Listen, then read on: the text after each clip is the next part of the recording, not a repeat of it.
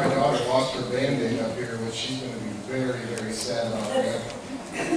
Anything that is injury-related is Band-Aid, even if it's not an injury. So, as we begin this morning, I thought we'd start with a little humor. You okay with that?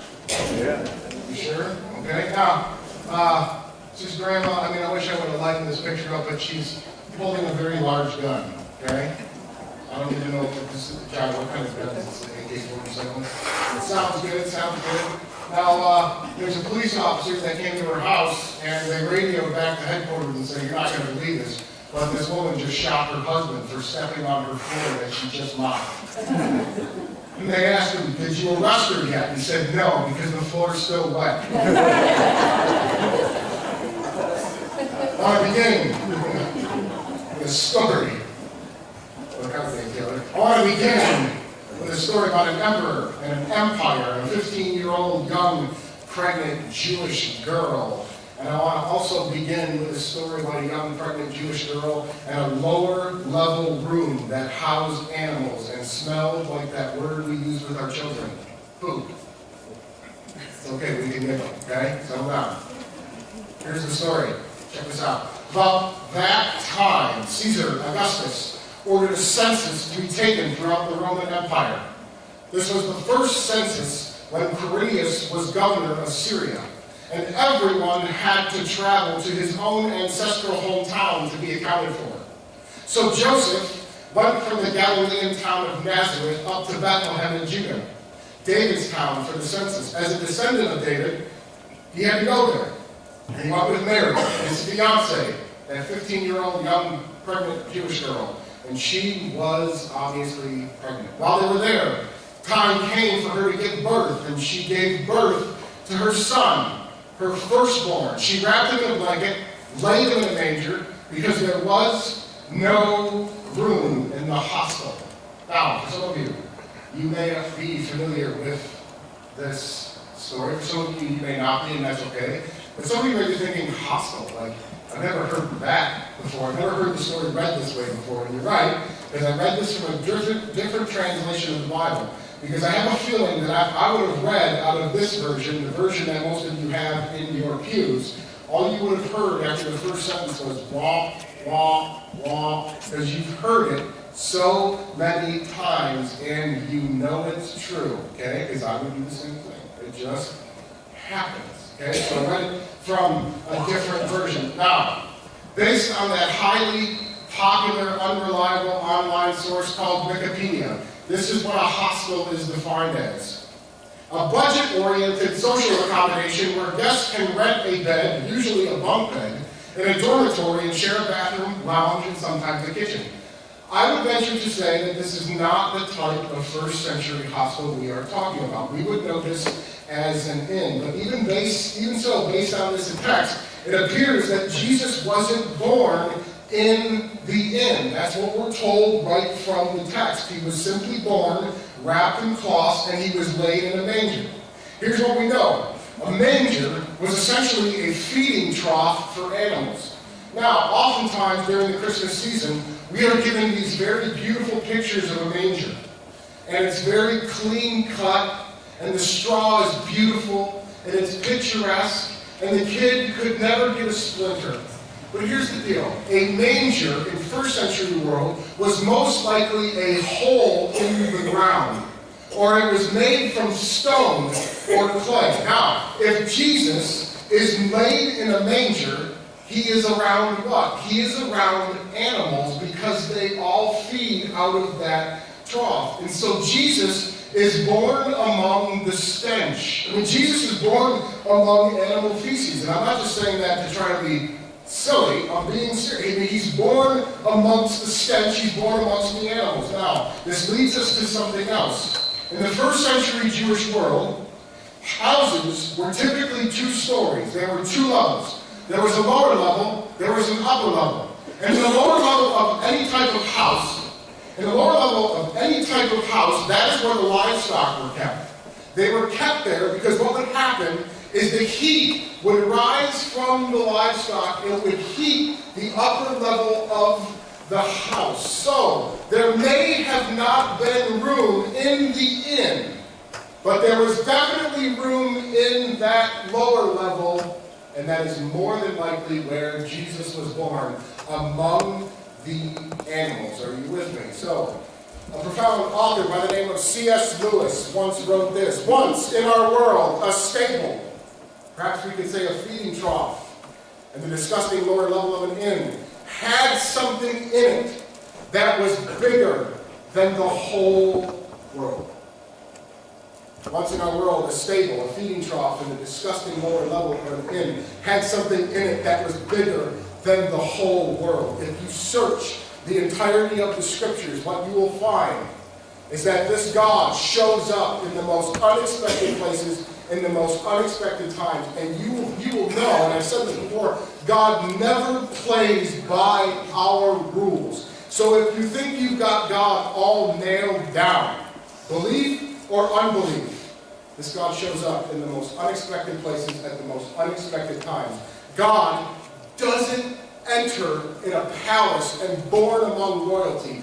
God shows up in a dark world, in a dark room filled with stanky livestock, feces all over the ground. He is laid in a hole in the earth, or this contraption made of stone. He is born among oppressed people to oppressed parents who are Jewish peasants. You can never nail down where this God is going to show up, when or how. Something is born on that first Christmas night, on that first Christmas, that will alter the entire trajectory of this world and of your life. Now, this is a picture of a calendar that hangs in my house. This is Gina's calendar. Her parents used to hang this on their wall in their house when she was a kid. This is A Very Merry Christmas. How many of you have this? None of you. Shame on you. This is a 25-day countdown to Christmas, okay? And so what essentially happens is there are these dates at the bottom. You probably can't see it, but there are these dates in December. It goes from December 1st, 2nd, 3rd, 4th, 5th, 6th, all the way up to December 25th. And so what happens is there is this little cute stuffed bear. And every day you move this bear to a certain part in and around the house. The bear is looking for Christmas. And ironically, every year he finds it on December 25th. And I say, you would have thought he would have caught on to this many years ago. Yeah, so every morning, Brooke and Mom wake up. They find where the bear needs to look for Christmas, and then they move that bear to that particular place.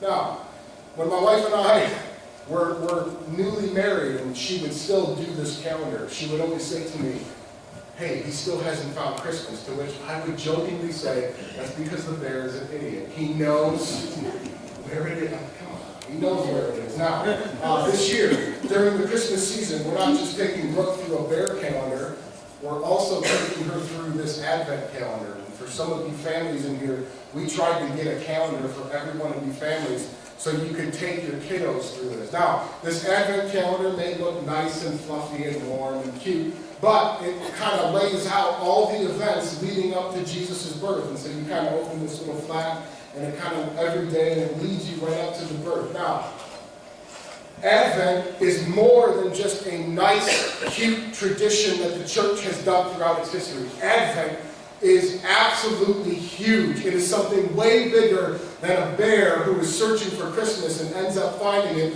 underneath a nice Christmas tree with presents and all sorts of warm, fuzzy feelings. Advent is way more than that, and if your ears are bleeding because I keep talking about Advent, they are going to keep bleeding. Because Advent is huge. Because when you and I participate in the season of Advent, when you and I go through maybe silly calendars like this, or we light these candles around the Advent wreath, representing peace and joy and hope and love that God is bringing into the world. When we light that center candle, which is the Christ candle on Christmas Eve, you and I are participating in a revolution. You and I are resisting something. We are revolting quietly against something, against a dominant understanding of how life works, an understanding that has embedded itself in people. There is an understanding in our world of how life works. that things are just what they are. What you see is what you get, and things just keep chugging along. History repeats itself in new ways, but it's the same old thing, and history is cyclical. Nothing will change. It will just keep going around and around and around. And so the motto is this: let's just keep on keeping on, and let's just do the best we can and make the best of it. In the ancient world, there was a saying, and this saying makes up what a lot of people believe. Let's eat, drink, and be merry, for tomorrow we die. Or the cultural equivalent of this is YOLO.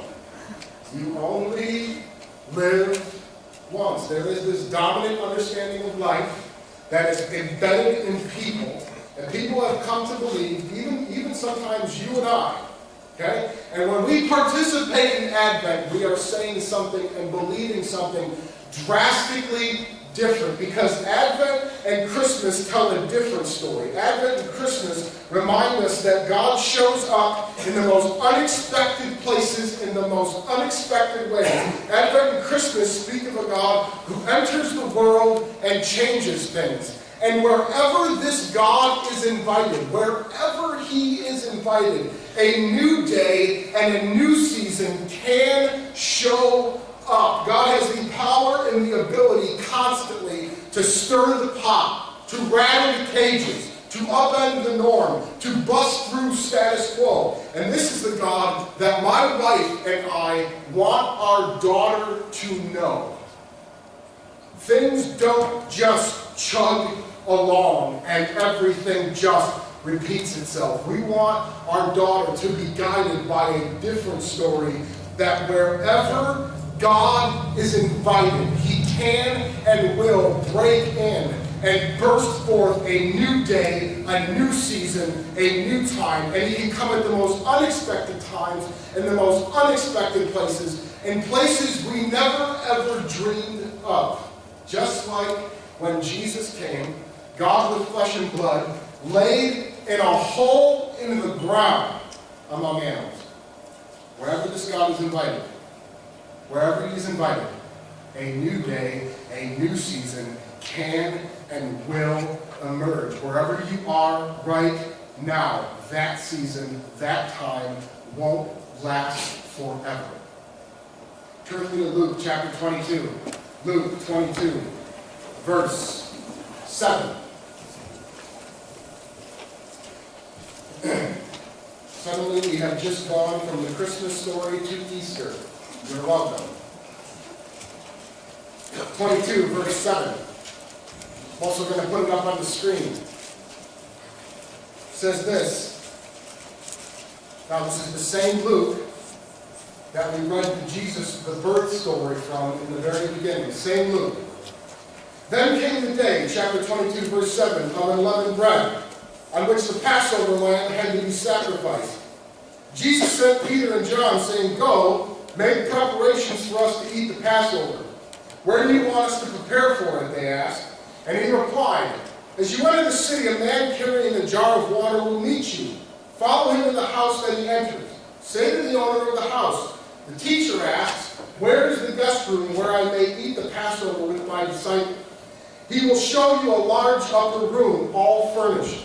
Make the preparations there," Jesus said. They left, and they found things just as Jesus had told them. So they prepared the Passover. When the hour came, Jesus and his apostles reclined at the table. And he said to them, "I have eagerly desired to eat this Passover with you before I suffer. For I tell you, I will not eat of it again until it finds fulfillment in the kingdom of God." And after taking the cup, he gave thanks and he said, "Take this, divide it among you.